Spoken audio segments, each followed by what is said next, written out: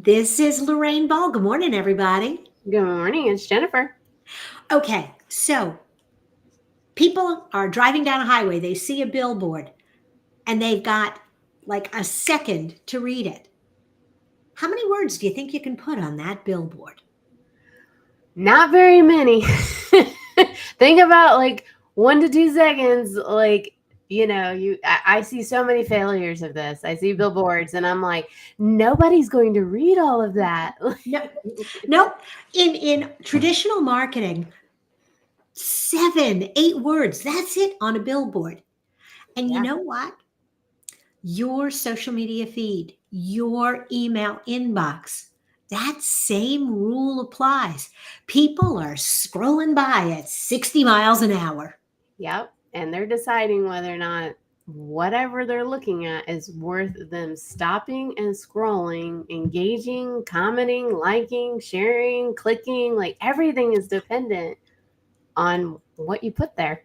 Absolutely. And this is one of those things, last week we were talking about innovative, break through the clutter kind of things.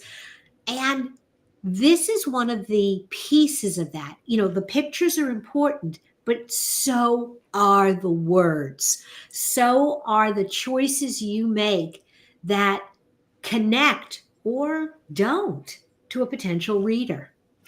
Yeah. Not to know who your audience is. You got to know who you're talking to, and words matter. And if you can't grab somebody's attention in the first 2 to 3 words that you use, then you might as well not even do it. Absolutely. And it's frustrating for me as a copywriter because I grew up writing brochures and headlines in a very different era. And some of the best headlines from some of the great advertising agencies would never work today because they're too long. They were elegant, Yeah. but they were absolutely too long. I You don't have that kind of time anymore. You are one of the best, I swear, at your punchy, like I'm always, whenever I see your post, I'm like, man, how did she come up with that? And I think as marketers, sometimes we get really tired because it took so much time to create the video and edit that blog post. And then we go to post it and we don't put in the effort Mhm. to create that content. We're like, oh, this is a great piece, but we forget that attention that we need to grab from them. Someone once told me that you should spend as much time, as much time stressing about your headline as you did writing that blog post. And it sounds crazy, but really thinking about what's the most important thing? How am I going to get somebody's attention? And actually, when I ran the agency, Allison worked for me for 4 years. She's good And too. well, but she was a much better writer, and she wasn't back in the day good on headlines. So I would write her headlines and she would write the longer pieces. Now over time, she really developed that punchy, you Yeah. know, tone, but it really took practice. But there are a couple of things that you can do, I think, that will help make your subject lines and your email content really pop. Yeah. So, And what are your tips for when you're writing those taglines, copy, like whatever you want to call it, like your hook? mhm. What do you think about when you are doing that? What's your process in your brain? So I wish I could tell you that I have a standard process. I don't, but I have certain tricks that I turn to when I get stuck. Yeah. So I look for, sometimes it's a power word, and um, depending on what you're trying to get across, things like new. So that's a seductive word. It kind of excites people because they equate it with something better. So if there's a way, without saying new, improved, but if you can kind of convey that never done this before kind of a feeling, It's that FOMO. You're looking Yeah. for Yeah. FOMO in your headline in order to reel people in, because if they feel like it's something they've already seen before, they're not going to stop Mhm. scrolling. But if it's something like, oh, I've never seen this before, I need to stop and look at it. Absolutely. And I'll give you another one that just blew me away when I've seen the research on this. Yeah. Because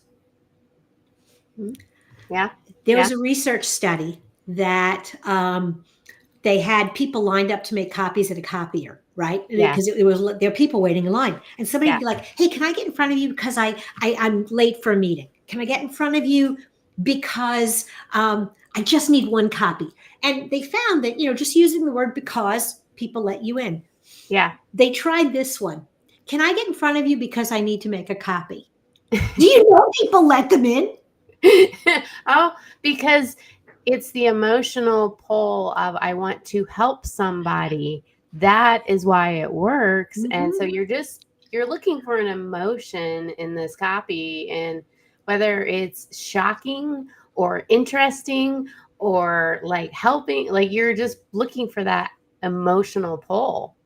Absolutely. And so write your headline and then take out some of the words, simplify your sentences. I think you and I, when we collaborate on headlines for the shows, Yeah. you've got a very informative headline. It's all good information. And then I rewrite it and take out about half the words. Right.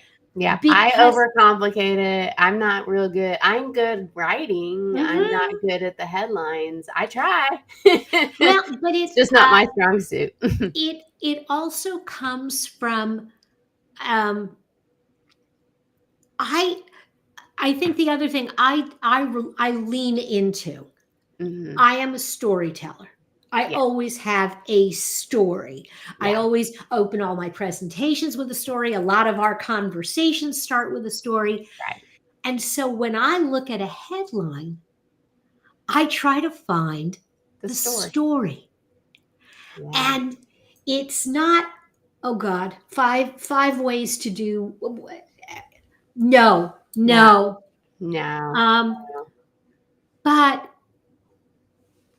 you know, one trick that saved me, or my It, entire vacation was better because, yeah. Yeah. you know, But people gravitate towards stories, and so that's mhm, why you do it. mhm, I gravitate towards learning, and so that's why my headlines are always, very much about learning, but mhm, I'm not necessarily my target audience, and so that's the mhm. problem with that is I have to grab someone's attention, and who we are talking to are business owners, and we need to grab their attention. Abs- Absolutely. And that's sometimes it's hard because I'll read something and I'll think or I'll write something and I'll think, oh, well, that's really funny. That's really cute.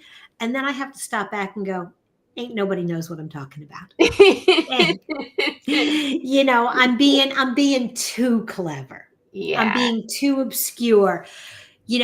There's that fine line yeah. between an inside joke and an internal joke. Yeah, yeah, I can relate. I'm very technical sometimes, and I know, 99% of people when I start talking technical, way over their head.